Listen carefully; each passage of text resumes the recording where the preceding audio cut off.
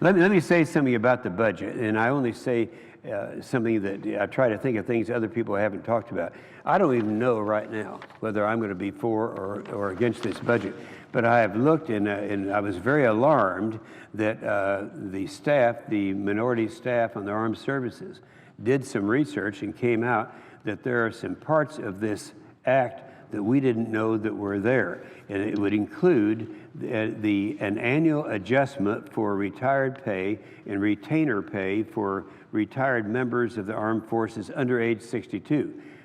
This penalizes current and future military members who have served our nation for over 20 years. Now keep in mind, people go into the military quite young sometimes, knowing that the time that they would serve would be for 20 years, many of them longer, but most of the time 20 years, that's kind of a given.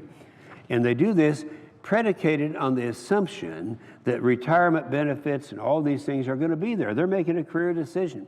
I say to the chair, that is very significant. And to come along with a bill that would supposedly, they say, save $6.2 billion, there are about 2 million retirees. Of those, just under half are under the age of 62 and would see a steady erosion of their retired pay, approaching 20% of their retirement pay by the time they reach age 62.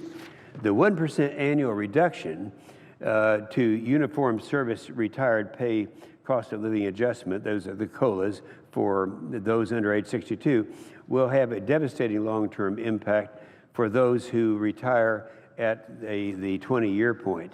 It implements an annual adjustment to retired pay of the Consumer Price Index minus 1% beginning January of 2015. Now, what that means in summary is you could have a gunnery sergeant retiring at age 42, and by the time he's 62, this bill would cause him to receive in his retirement pay approximately $72,000 less than he would otherwise.